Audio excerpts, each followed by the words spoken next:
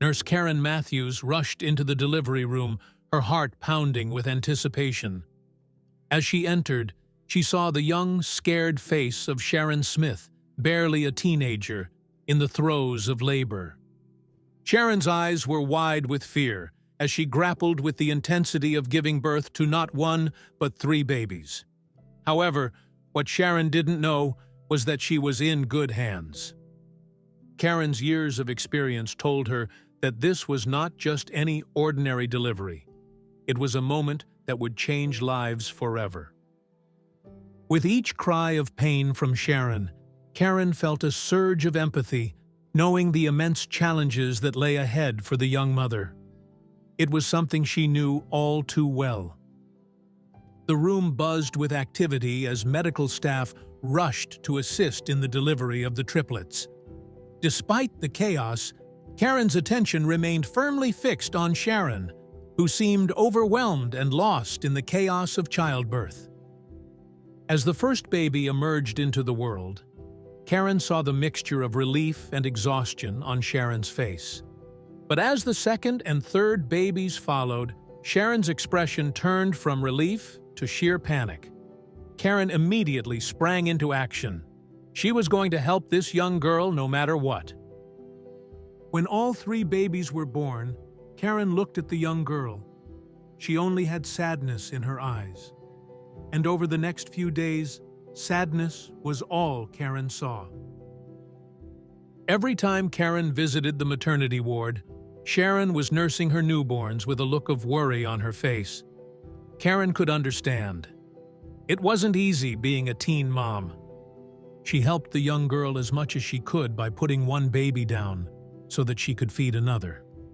It was all very overwhelming for someone so young.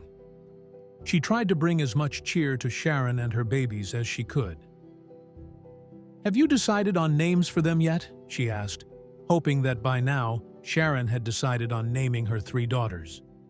However, when Sharon didn't reply to her, Karen knew that something was wrong. It was like Sharon had sunk into a deep depression. In all her years of being a nurse, Karen had seen it all. There were mothers who instantaneously took to their new babies and felt a love for them like they had never felt before.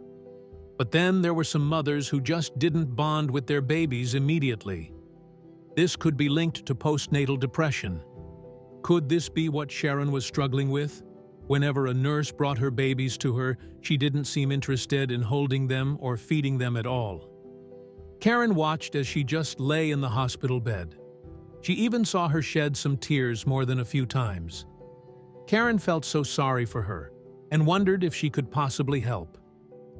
Another thing that Karen noticed was that ever since the triplets had been born, absolutely no one had come to see either of them. It was a very sad reality. Could this be why Sharon was so sad? Karen needed to find out what was going on with her and why no one had come to visit her and her precious babies. One night, when everything was quiet in the ward, Karen saw that Sharon was watching TV.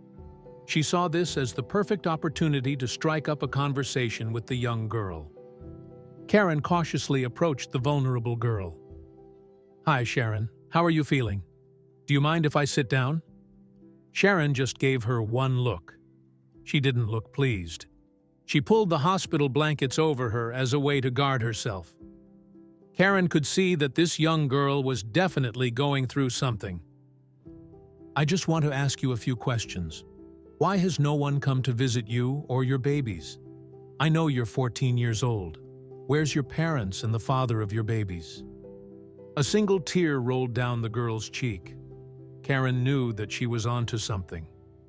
She handed the girl a tissue, and the 2 of them sat in silence for a long time.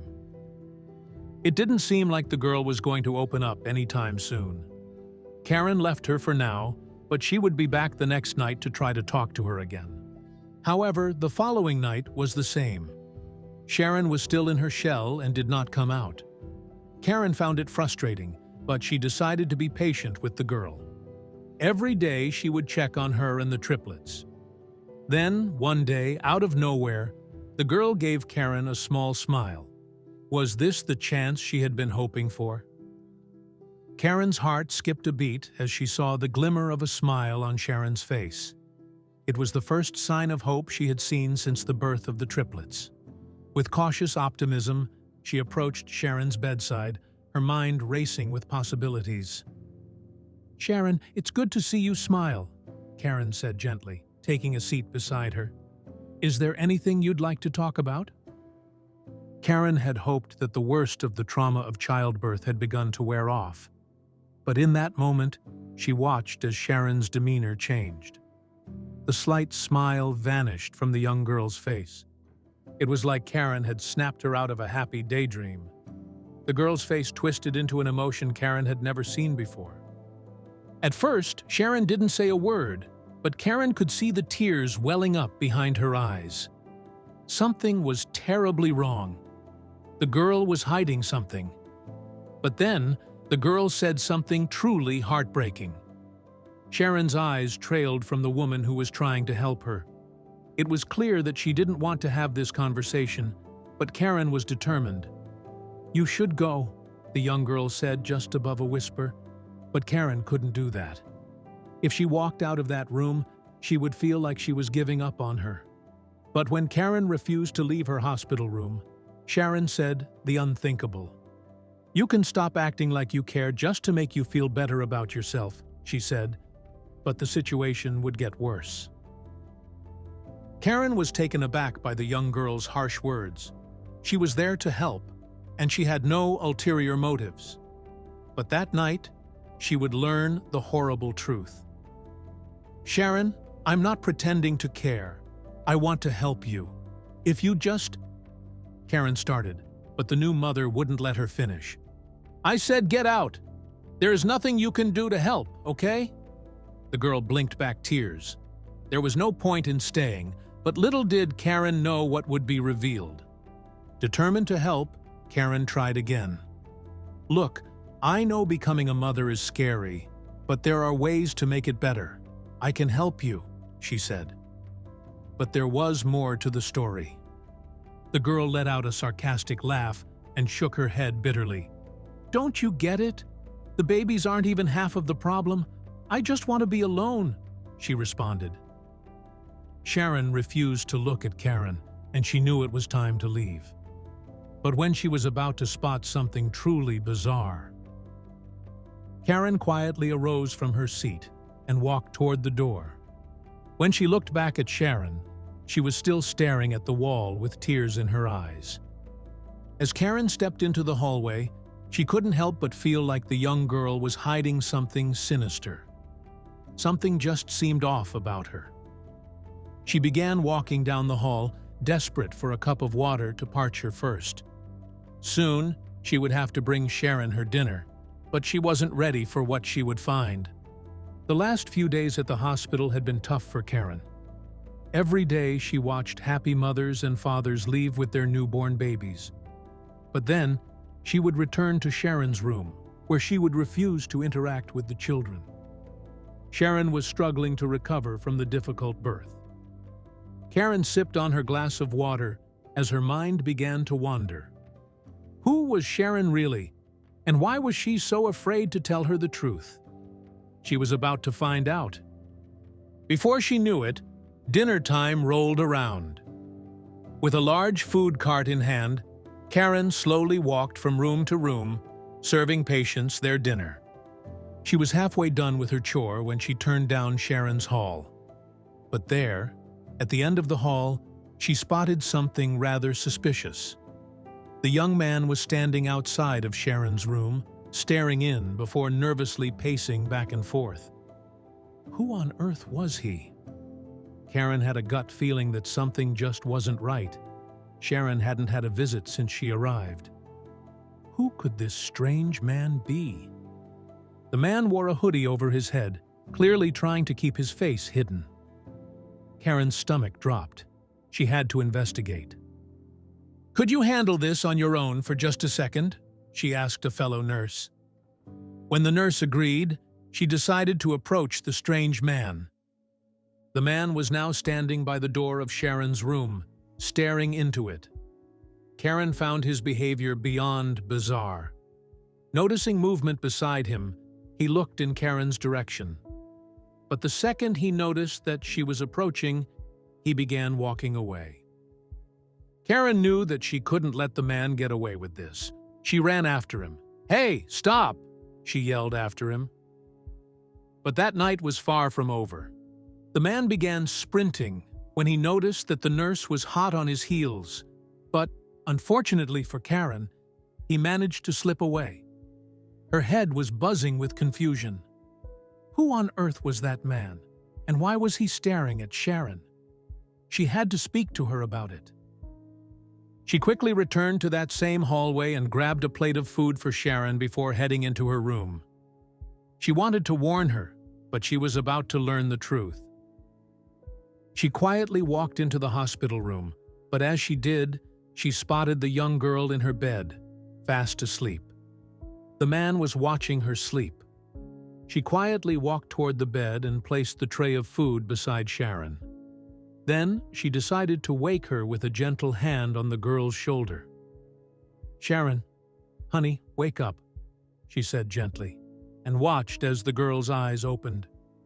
But she wasn't ready for what was to come. When Sharon opened her eyes, she was confused and groggy. She couldn't understand what was so important that she had to be woken up. She had been suffering from a headache all day, and the last thing she wanted was to interact with the older woman. "What's going on?" she asked and rubbed her eyes, annoyed that she had been woken up when she was so exhausted. But Karen had to help her. Karen didn't know where to start. She felt like she had to warn the girl about the man watching her sleep. "Listen," Karen started. She sat down beside the girl, who seemed less than pleased to see her. "A man showed up a little while ago. He was watching you from the door." Sharon frowned at her words. "He was wearing a hoodie, and when I went to confront him, he ran off. Do you know who he might be?" She wasn't ready for the answer. Sharon sighed deeply and nodded her head. "Yeah, I've seen him here before. He's someone who is no longer in my life," she revealed. Karen couldn't help but feel curious about the girl's life. Something just seemed so strange about her. "Thank you for looking out for me," Sharon said. Karen was taken aback. That was the first time that Sharon had expressed even a sliver of positivity. But would it last? Karen knew better than to intervene, but she just had so many questions. Was Sharon finally ready to open up? She had to see for herself. "Who was he? Someone you were close with?" Karen asked bravely. But she was surprised when the teenager nodded slightly. She was opening up. "Do you want to talk about what's been going on?" "I could help you, Sharon," Karen continued. But she was about to learn the devastating truth. However, as soon as Karen spoke, Sharon retreated back into her shell again. Karen knew that she had to have patience in trying to get her to open up. It wasn't going to be easy, but she was willing to try her best. She could see that this was not just a simple case of teenage pregnancy. Sharon's case was special, and Karen wanted to do everything in her power to help. That evening, she found Sharon crying in bed. She rushed to her and cradled the young girl in her arms. "Talk to me. Tell me what's wrong. I want to help you." Sharon finally looked up at Karen, tears streaming down her face. "I just can't do this. I can't be a good mother to these babies. I have nothing to give them. I'm alone." Karen knew this was her chance. She waited for Sharon to compose herself. She was shaking and was clearly in a state. Eventually, when she was calm enough, Sharon began to open up. "I don't have anyone in my life right now." Karen immediately gave her a hug. She knew what it felt like to be alone. Sharon hesitated, her eyes darting away for a moment before meeting Karen's gaze again. I don't know where to start," she whispered, her voice barely audible amidst the hum of the hospital room. Karen reached out, placing a reassuring hand on Sharon's trembling shoulder. "You don't have to go through this alone, Sharon. Whatever you're feeling, whatever you're going through, I'm here to help you. You and your babies." For a moment, Sharon seemed to consider Karen's words, her gaze flickering with a mixture of uncertainty and longing. Then, with a heavy sigh, she began to open up, pouring out her fears, her doubts, her loneliness. As Sharon spoke, Karen listened intently, offering words of comfort and encouragement whenever she could. She learned of Sharon's strained relationship with her parents, of the absence of the baby's father, of the overwhelming weight of responsibility that had been thrust upon her young shoulders. The more Sharon spoke, the more Karen's heart ached for her. It was clear that the young girl had been carrying the weight of the world on her shoulders, with no one to turn to for support. But now, with Karen by her side, she didn't have to bear the burden alone. Together, they began to make a plan. Karen knew what it was like being a teen mom and not having any support.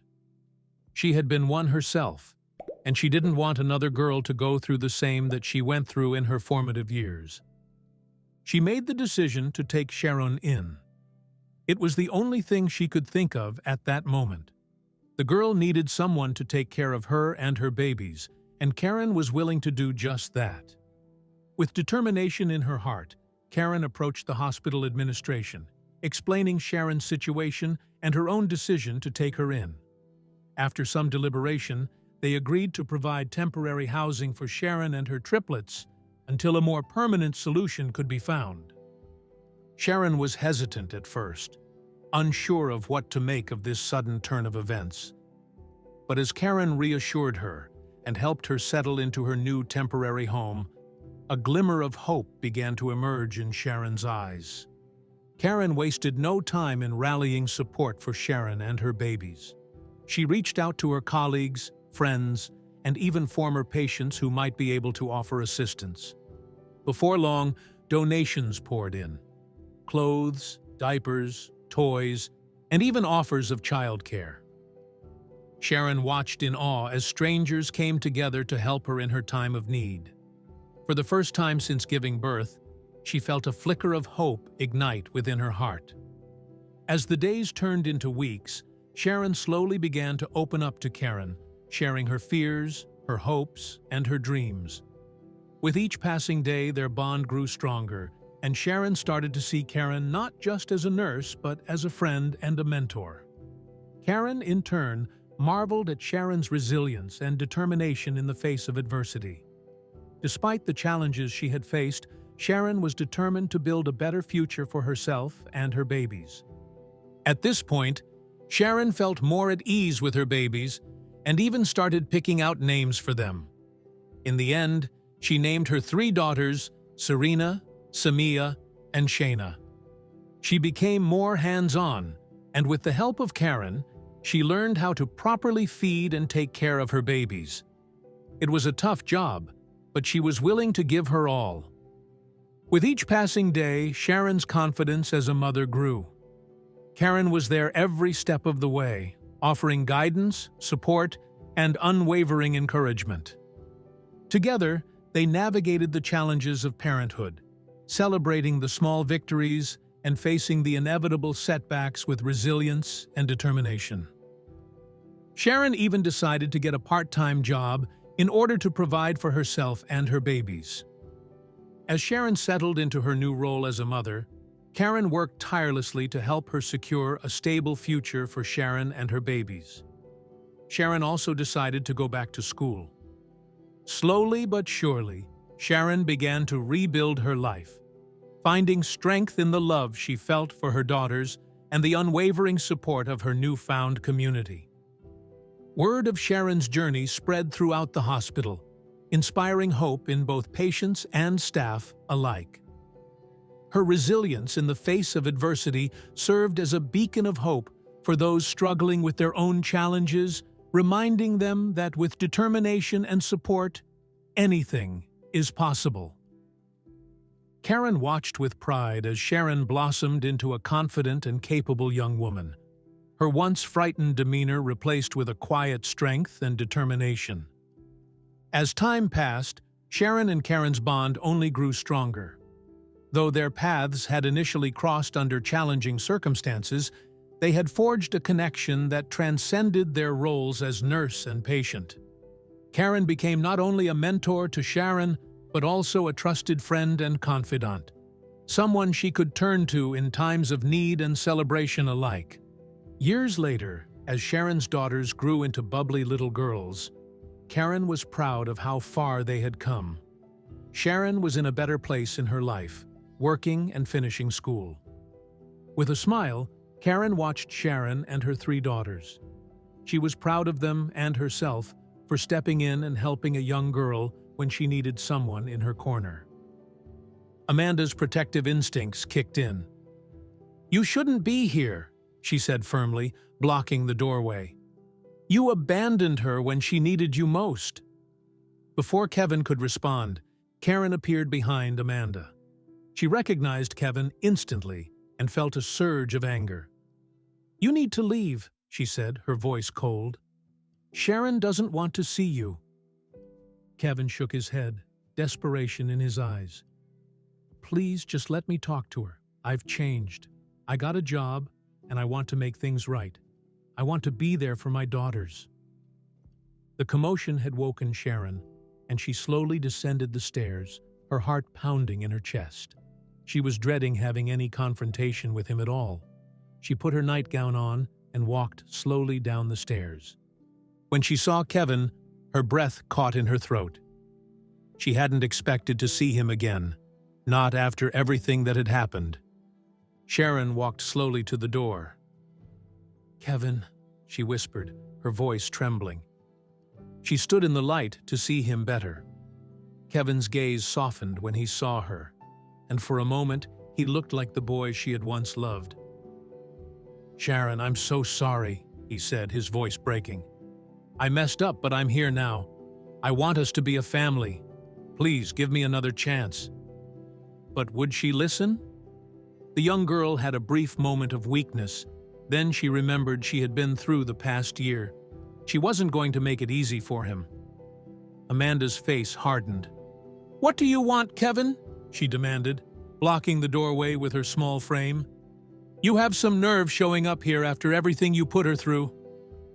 Kevin flinched, but stood his ground. "I'm sorry. I know I messed up, but I'm here now. I finally got a job, and I want to be part of their lives.